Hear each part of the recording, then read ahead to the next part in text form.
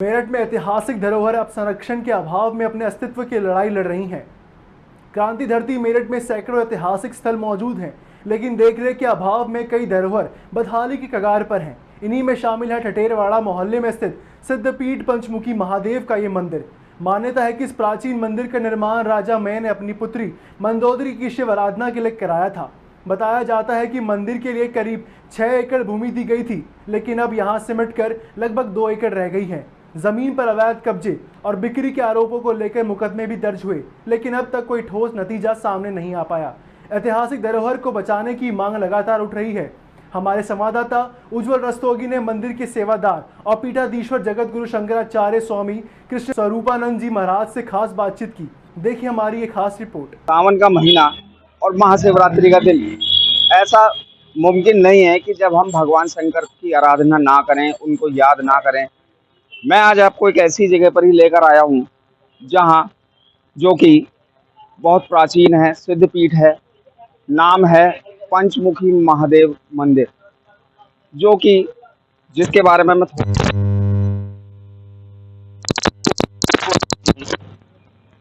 जो महापंडित हुए हैं इतिहास में या पुराणों की हम बात करें, दशानन, लंकेश, रावण, बहुत सारे नामों से उन्हें जाना जाता है।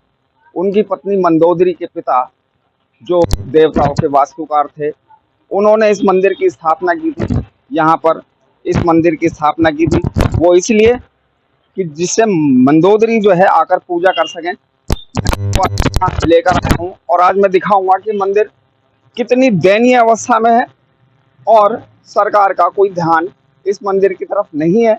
मैं लेकर चलूंगा आपको अंदर की तरफ। सबसे पहले मैं आपको दर्शन कराऊंगा उस पंचमुखी महादेव के, जो कि यहाँ विराजमान है। सरकार का कोई ध्यान नहीं है और मैं दिखाऊंगा, सबसे पहले दर्शन कराता हूँ मैं आपको भगवान शिव के, भगवान भोलेनाथ के, जो कि पंचमुखी के रूप में यहाँ मौजूद हैं। मैं आपको सबसे पहले उन्हीं के दर्शन, कैमरा पर्सन को बोलूँगा पहले दिखाएं, मंदिर में अंदर चलें और दिखाएं ये जो शिवलिंग यहाँ पर स्थापित।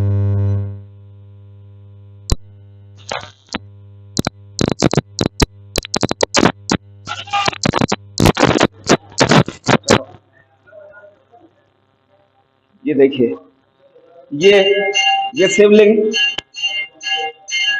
जो है मंदोदरी के पिता ने यहाँ स्थापित किया था, जिससे मंदोदरी यहाँ पर आकर पूजा अर्चना कर सके, भगवान शिव की पूजा कर सके।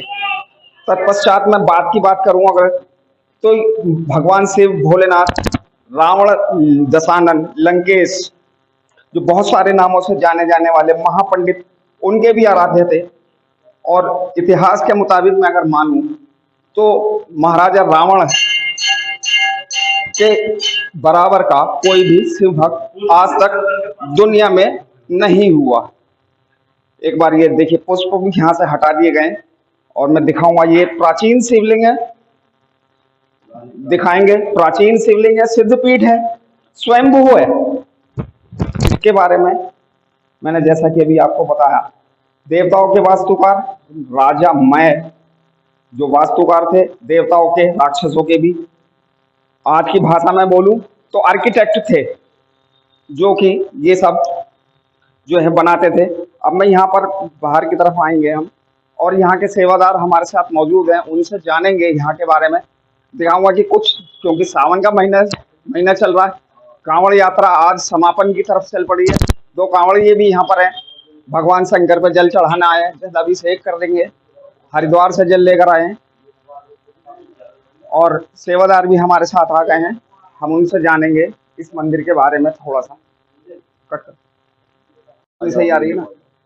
हमारे साथ अब इस मंदिर के सेवादार भी मौजूद हैं, उनसे इस मंदिर के इतिहास के बारे में जानेंगे, बहुत सारी बातें जानेंगे कि सरकार का इस तरफ ध्यान क्यों नहीं है, क्या कारण रहे हैं, क्या प्रोग्रेस अगर सरकार की तरफ से आई है तो कितनी आई है और कब तक आने वाली है। सबसे पहले महाराज जी मुझे अपना नाम बताएं और आप बताएं मुझे कि आप यहाँ पर जो सेवादार भगवान की सेवा कर रहे हैं, भगवान भोलेनाथ की सेवा कर रहे हैं, कितना समय आपको यहाँ पर हो गया? मुझे लगभग 50 वर्ष हो गए। मेरा नाम जगत गुरु शंकराचार्य स्वामी कृष्ण स्वरूपानंद जी महाराज, इंद्रप्रस्थ पीठाधीश्वर। देखिए, बहुत बढ़िया, बहुत अच्छे से आज हमें भी जो है एक पीठाधीश्वर शंकराचार्य का हमें दर्शन करने का सौभाग्य प्राप्त हुआ है, और हम इनसे जानेंगे कि यहाँ पर 50 वर्ष इन्हें यहाँ पर हो गए हैं। महाराज, जब ये यहाँ पर हम आज यहाँ पंचमुखी महादेव मंदिर में खड़े हैं, बड़ी जीर्ण-शीर्ण अवस्था में है, ऐसा क्यों है? अब तो बहुत कुछ सुंदरता है, नहीं तो बिल्कुल जीर्ण-शीर्ण था। समय समय पर पुताई आदि कराने का ये पत्थर जो लगा है, यहाँ पहले लाल पत्थर होता था, और भगवान शिव जो है वो अपने स्थान पर ज्यों के त्यों विराजमान है। उधर शिव परिवार एवं अन्नपूर्णा परिवार, ये सब हमारे द्वारा यहाँ स्थापित कराया गया है, और समय समय पर मंदिर की देख रेख होती रहती है, जिसमें सामाजिक या सरकारी कोई सहयोग नहीं है। अच्छा, मैं एक चीज़, मैं जैसा कि जितना मैंने इस मंदिर के बारे में पढ़ा है, गूगल पे पढ़ा है और किताबों में पढ़ा है कि सुनने उसमें वहाँ लिखा हुआ था कि मंदिर का जो विस्तार है ये 6 एकड़ ज़मीन में था, 6 एकड़ में फैला हुआ ये मंदिर था, और आज की तारीख में मैं देख रहा हूँ कि लगभग 1.5-2 एकड़ के करीब ये मुझे जगह दिखाई देती है।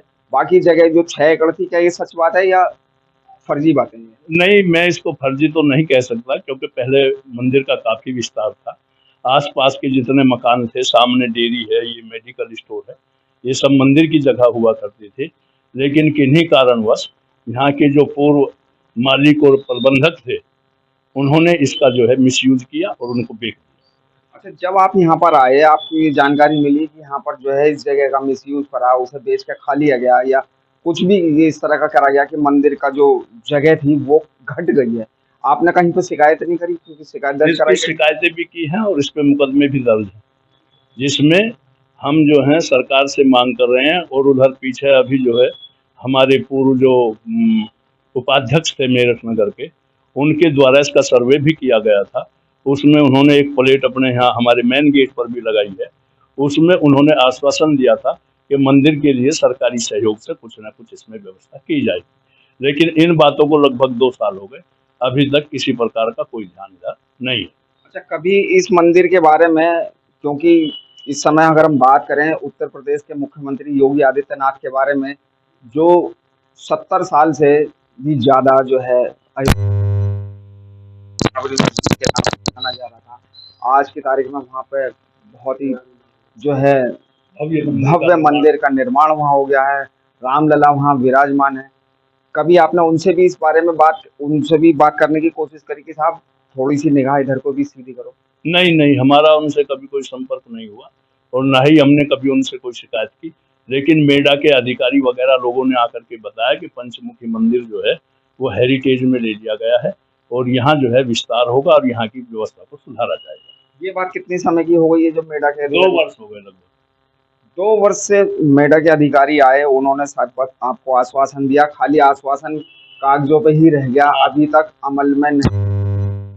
चलिए, मैं एक चीज़ मैं और जानना चाहूँगा कि यहाँ पर एक गौशाला भी चल रही है, और जो है बहुत सारे जो है छोटे-छोटे मंदिर और भी यहाँ पर हैं।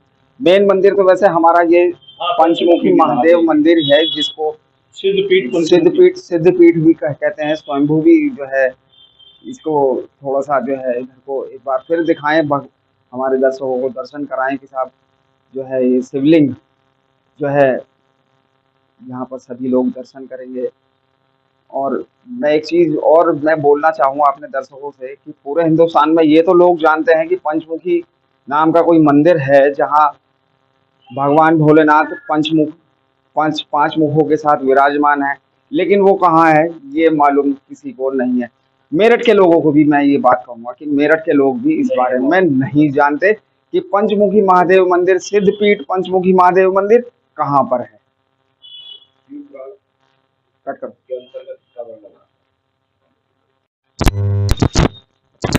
अपनी चर्चा को आगे बढ़ाते हैं। इतिहास में जैसे सुनना चाहूँगा,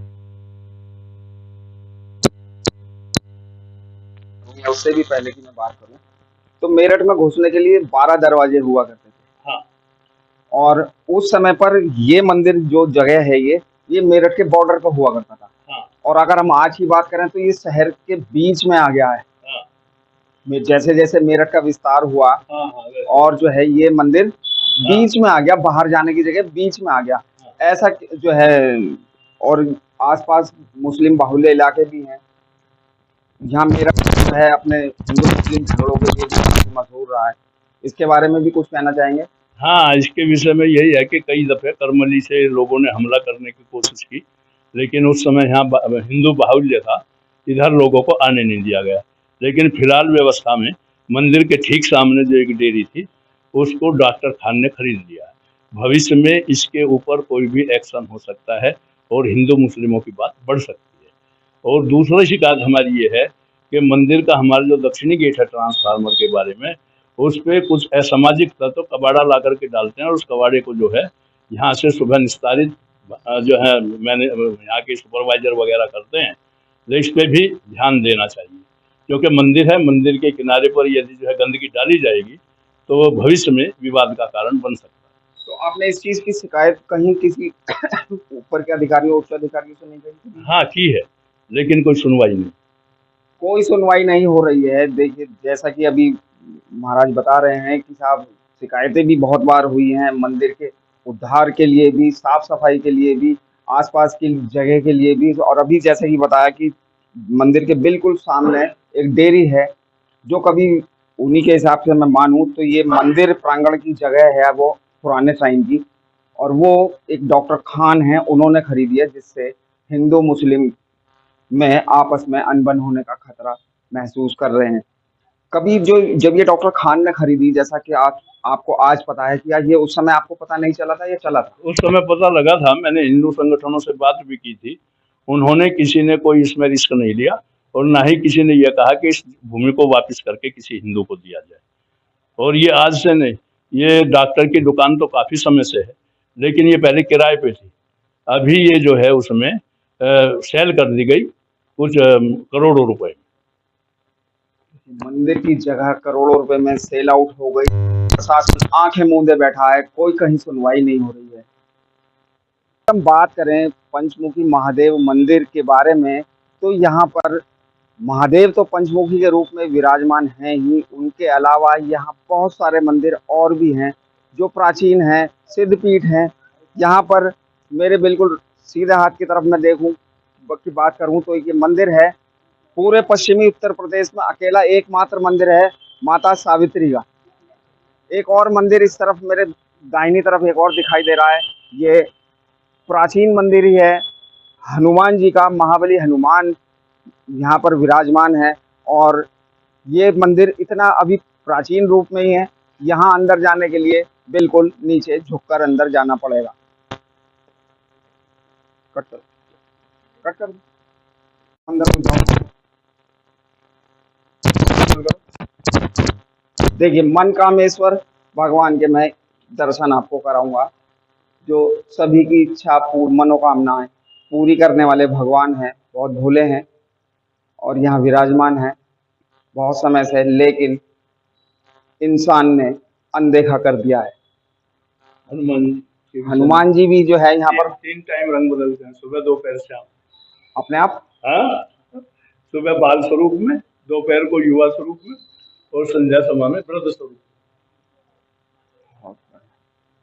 अभी जो यहाँ पर महाबली हनुमान विराजमान है, शंकराचार्य जी हमारे साथ मौजूद हैं, वो कुछ बता रहे हैं उनके बारे में। अभी बात करेंगे उनसे और जानेंगे कि वो उनके मुताबिक वो बता रहे हैं कि साहब यहाँ जो हनुमान जी विराजमान है वो एक दिन में 3 स्वरूप बदलते हैं, और बहुत अच्छे से महसूस किया जा सकता है कि हाँ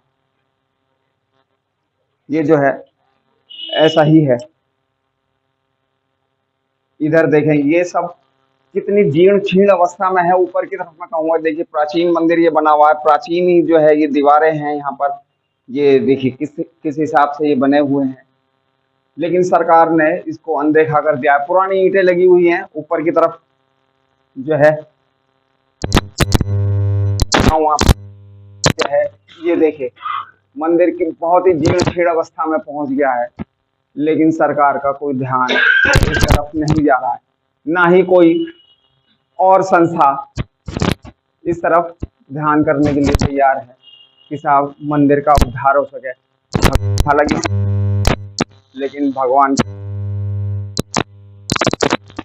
मुंह पे तो सबको भगवान है, मुसीबत में सबको भगवान याद आते हैं।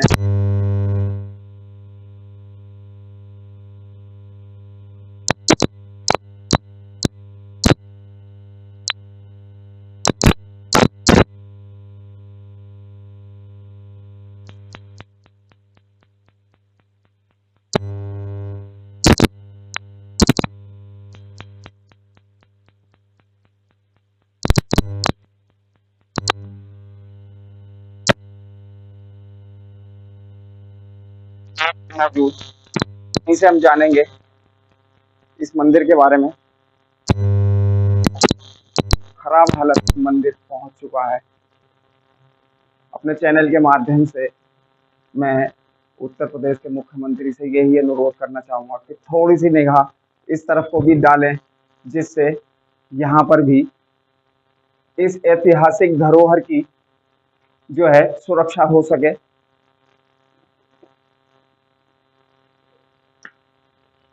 पास में रहो तुम लोग।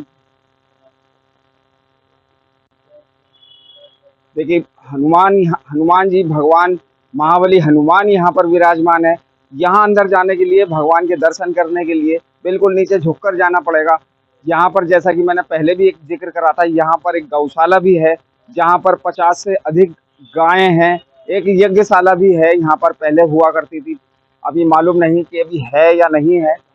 तो अभी हम आगे की तरफ चलेंगे तो हम दिखाएंगे आपको कि यज्ञशाला है तो वो किस कंडीशन में है, और यहाँ पर जो 50 से अधिक गाय जो है गौ माता यहाँ पर मौजूद हैं, उनका खर्चा किस तरह से होता है उसके बारे में भी हम जानेंगे, जो कि हमें अभी मिले थे महाराज यहाँ के सेवादार, उनसे हम बात करेंगे। चलते रहो आगे। और यहाँ पर एक और मंदिर है महामाया का, जो कि बंद है। सुनने में आया कि जब पार्टीशन हुआ था इस मंदिर का, उस समय पे वो मंदिर दूसरी तरफ चला गया था, वहां जाने का रास्ता नहीं है। ऊपर अगर हमें उस मंदिर के को देखना है तो हमें मंदिर की छत पर हमें जाना पड़ेगा। साथ में ही उनके मनसा देवी का मंदिर है, जो कि पार्टीशन में दूसरी तरफ चला गया है। ऊपर छत पर जाकर उस मंदिर को देखा जा सकता है। कोशिश करेंगे कि ऊपर जाकर भी हम उस मंदिर के भी दर्शन करें। और यहाँ पर भगवती कात्यायनी भी यहाँ पर मौजूद हैं, जो कि प्राचीन हैं। अभी मंदिर में ताला लगा हुआ है, अभी खुलवाएंगे और देखेंगे अंदर, माता के दर्शन करेंगे। और पास में ही मंदिर है और मन कामेश्वर महादेव यहाँ पर मौजूद हैं, जो सभी की मनोकामनाएं पूरी करते हैं। माता कात्यायनी यहाँ पर मौजूद है, प्राचीन मूर्ति है ये भी। यहाँ के बारे में भी जानेंगे हम। यहाँ के जो सेवादार थे, जैसे ये भी बताया था, शंकराचार्य जी हमारे साथ मौजूद हैं और वो बता रहे थे मंदिर के बारे में।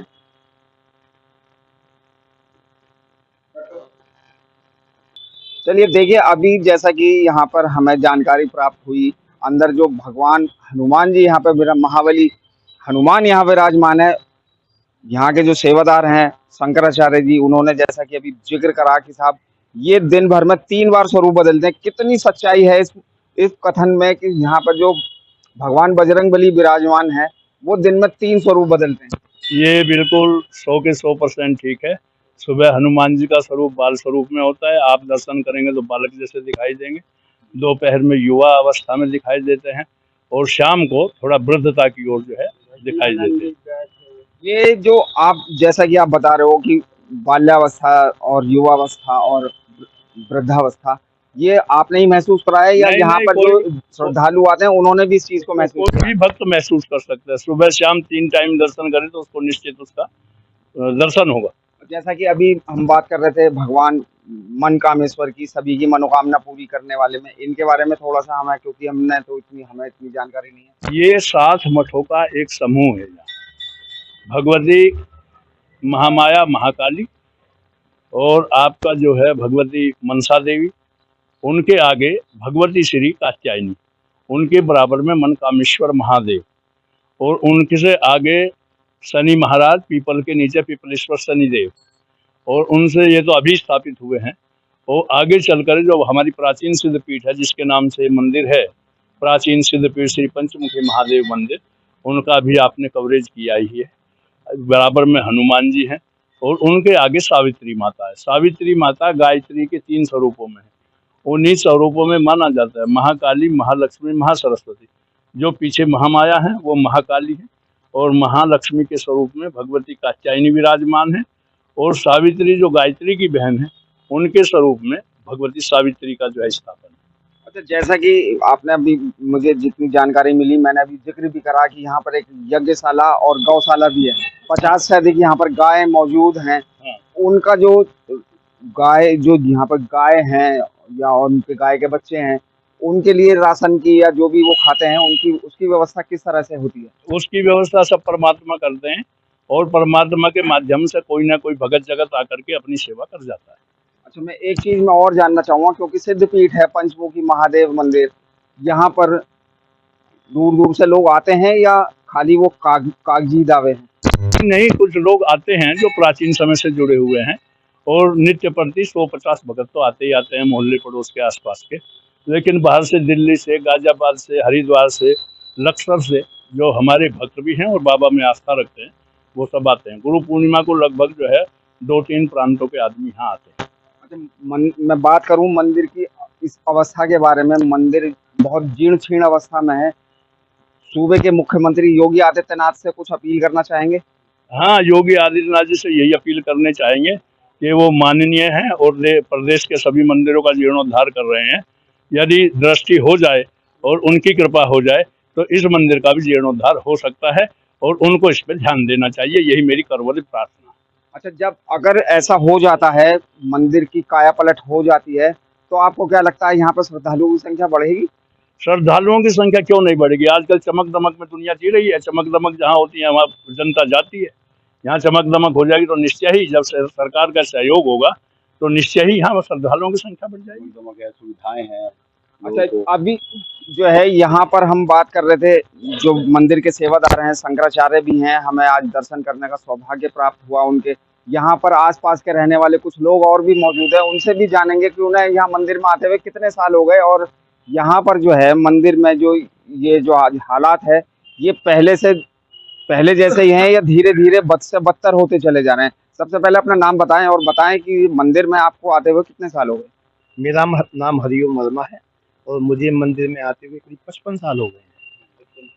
और यहाँ पर जैसा मंदिर पहले था उससे जीर्ण शीर्ण अवस्था में ही पहुँचता जा रहा है धीरे धीरे, और सरकार की तरफ से इस पर कोई ध्यान नहीं दिया जा रहा और कोई ऐसी सामाजिक संस्था भी नहीं है जो इसको जो है कुछ उसकी में हेल्प करे, कुछ इसको जो उद्धार करे इसका।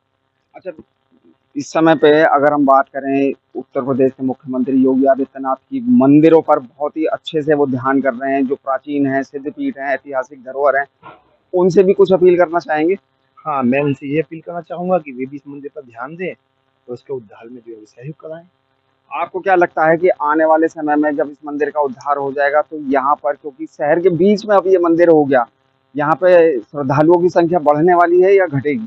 निश्चित रूप से बढ़ेगी। ये तो अत्यंत प्राचीन मंदिर है और मेरठ के अंदर इससे ज़्यादा जगह भी इस मंदिर में किसी में नहीं है। सबसे ज़्यादा पंचमुखी महादेव में भी जगह है।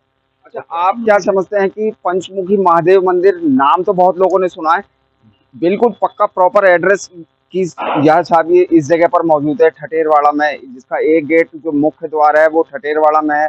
उसका पीछे का द्वार की अगर हम बात करें तो वो एक और मोहल्ला है सराय लाल दास, वहां पर भी मौजूद है।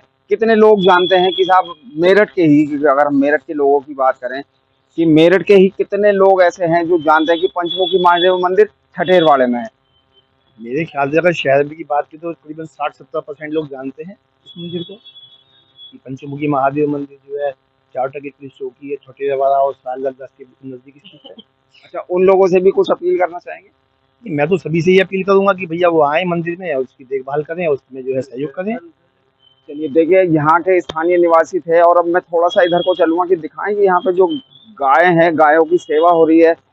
और इस बार की अगर मैं कांवड़ यात्रा की बात करूँ तो ज़्यादातर कांवड़िए जो जल लेकर आ रहे थे, मेरी दाहिनी तरफ जो है यहाँ पर बहुत सारी गौ माता बंधी हुई हैं। ज़्यादातर लोगों की जो कांवड़ लेकर जल लेकर हरिद्वार से आ रहे थे, उनका यही था, कहना था कि गौ माता को राष्ट्र माता बनाने का जो है संकल्प लेकर वो चल रहे हैं। और योगी आदित्यनाथ से वो अपील कर रहे थे, प्रधानमंत्री नरेंद्र मोदी से ही अपील कर रहे थे कि गाय को राष्ट्र माता का दर्जा दिया जाए। यहाँ पर 50 से ज़्यादा गाय मौजूद हैं। मंदिर की हालत मैंने आपको दिखाई।